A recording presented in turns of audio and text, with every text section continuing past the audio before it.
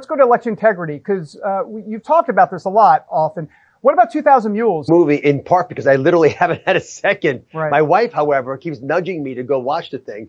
She's got it downloaded. The reality for me is 2020, under the cover of COVID, worked up about it. I already said on the debate stage, I was the first to say we cannot leave 2020 behind. We have to get under the hood, examine exactly what went down, and address those issues.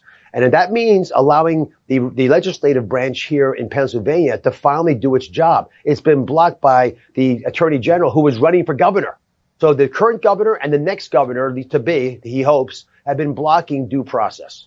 Yeah, for sure. So what about Trump in this whole thing with election integrity? Because regarding the 2020 election, you have said before we cannot move on.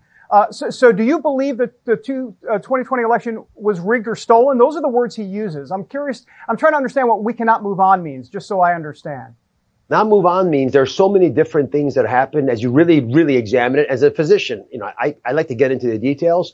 I've talked to individuals who say their votes weren't counted, who went to the polls and claimed that someone had already voted with their absentee ballot. There's so many questions, and not just about the absentee ballots, but the fact we don't have voter ID here, that opened up the whole system to mischievousness. We have got to understand the different ways where cheating occurred so we can, first of all, identify how much happened, but also make sure that it never happens again. And the voter ID issue is critical here, David, because without voter ID, frankly, it's impossible to tell. And we don't have voter ID because the current governor has blocked numerous efforts by the Republican legislature to mandate that. So with the Republican governor, who hopefully will come in with me, we'll be able to get that done and finally have some prayer of knowing who voted when and why.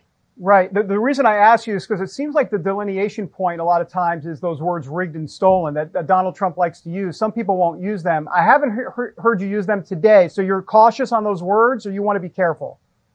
I want to be careful. Republicans are about fixing things. I know for sure we've got to deal with 2020. This is about knowing exactly what the diagnosis is so we can give it the right treatment.